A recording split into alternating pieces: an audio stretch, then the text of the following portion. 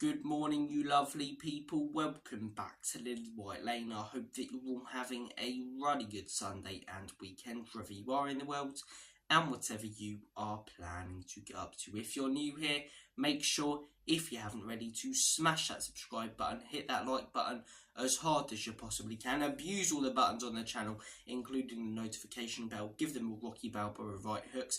And finally, comment all of your thoughts and opinions down below. Without further ado, enough faffing about. Let's get cracking with this snacking and delve into your Euro 2024 breakfast show. The show where we review and discuss all of the games from the day before the tournament, preview the upcoming ones on the day of the video, and go through all of the big talking points and headlines coming out of the tournament. And let's start things off with the Portugal game, the biggest game of yesterday, because there were a fair few talking points coming out of this game. As I say, Portugal get the win, 3-0, as I say, top their group, which is huge. It means they'll likely play a second place or third place team. And Turkey were the masters of their own downfall. Started the game very well, didn't finish their chance. Was very surprised they didn't play Arda Güler after his brilliant performance in the first game. Now, I presume that's not just because he's young. I know the manager's come out and saying, sheltering the younger players, but I presume they're, looking at that Portugal game and not writing it off as such, but if we get a result, we get a result, but the priority is the Czech Republic game. That's the one you want to win to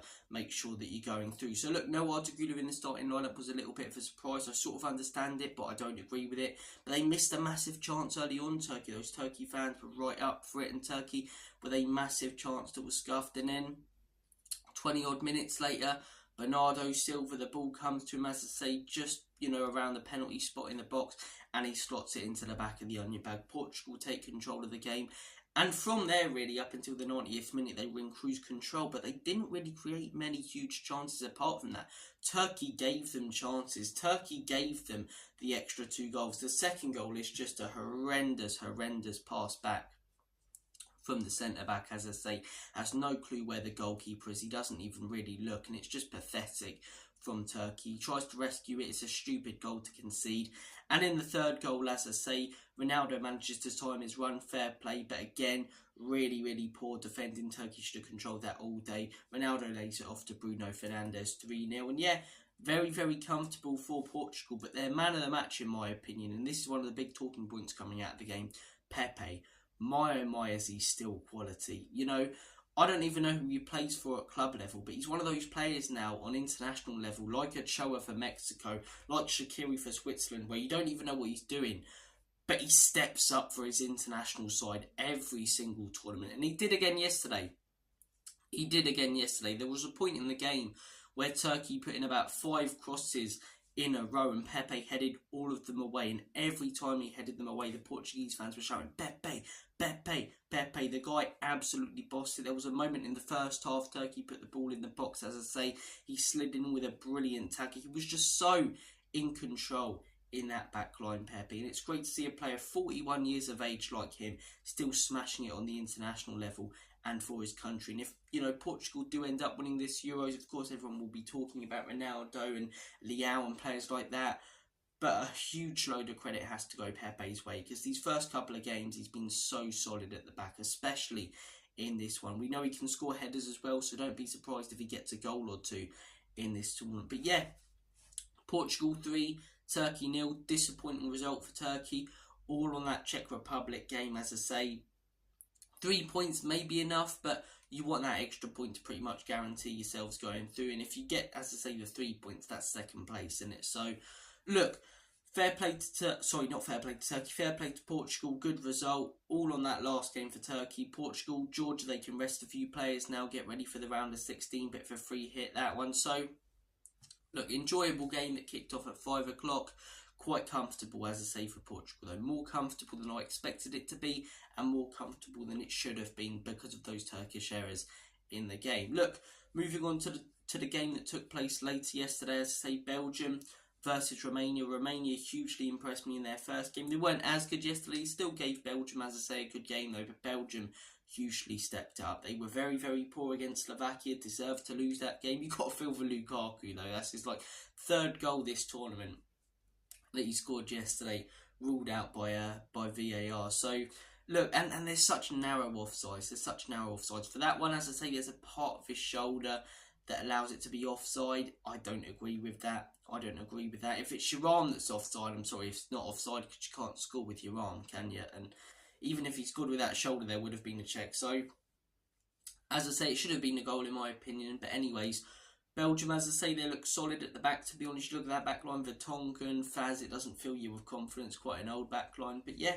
they were fairly solid yesterday. De Bruyne really stepped up. He weren't really at the races in their first game. Got his deserved goal for their second.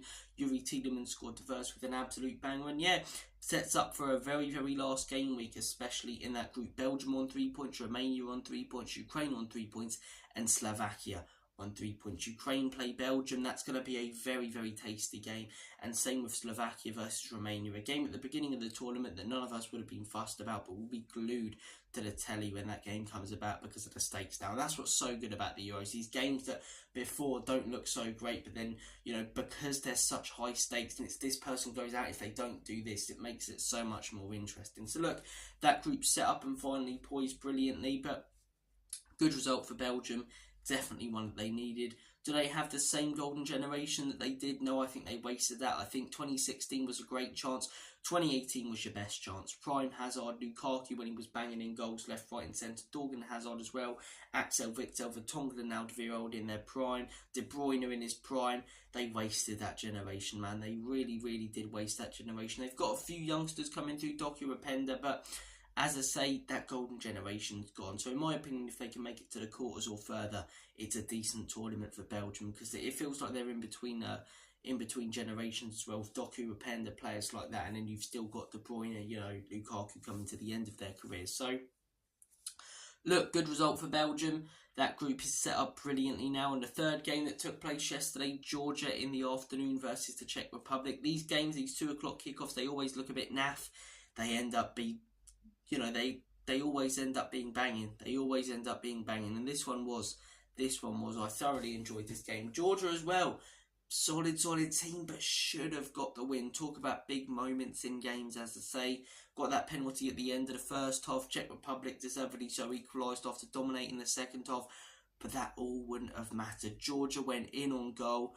2-on-1. The pass was perfect for Georgia.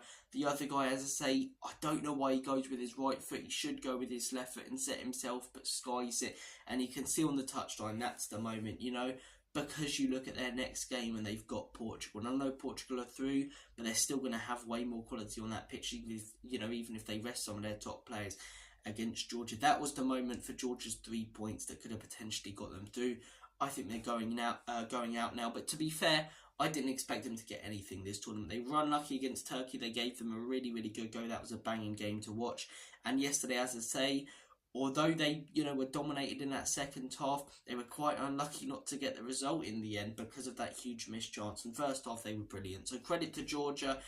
Some really, really skillful players and technical players and clever players coming from that country. And I look forward to hopefully seeing them more in the future. I really thought it could have been an Iceland story. It still may, and it would be incredible if they beat Portugal. But personally, I can't see it. And look, only the 2 games today. The 2 o'clock kickoffs are done. No 5 o'clock kickoffs over the next couple of days.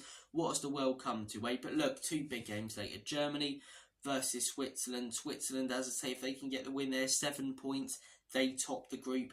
Germany, as I say, draw or win that game, they top the group. I think Germany will win this quite comfortably. I think Switzerland are a decent side. But that German team have been fantastic. They look like a club side under Julian Nagelsmann. So for me, I'm going to go with a 2-0 Germany win. And then Scotland versus Hungary. Scotland, it's do or die for them. Anything but a win will likely send them out of the competition. Hungary, as I say, on 0 points. Even 3 points might not get them through. So all eyes on the Scottish. Dreamed of the round of 16 before. I predicted them second. I don't think they'll do it. I'm saying that this game's a draw. I don't think that they'll lose. I think they'll be the better team, but I think Hungary have got some quality. They were quite unlucky with a few moments in their last couple of games, against Germany and Switzerland, not taking their chances in both games in the second half. So, for me, I'm going to go with a 2-2 draw. I'm going to go with a 2-2 draw, and I'd like to see Scotland win, Scotland go through. Could you imagine if Scotland go through, they cause an upset in the round of 16, England win their round of 16 game against the Slovakia, Romania, someone like that. and then England versus Scotland in the quarterfinals of the Euros. That would be incredible. But look, I won't go too far ahead with England at the minute. We're not playing very well. Big day for the Scots, as I say. I'm saying 2-2. If there is a winner, I do think it will be Scotland. I think they've got a little bit more quality. Hungary, a well-drilled side. We know that from their qualifying campaign. But McGinn, McTominay, Robertson, some really, really good players in there. So I'm going to say 2-2.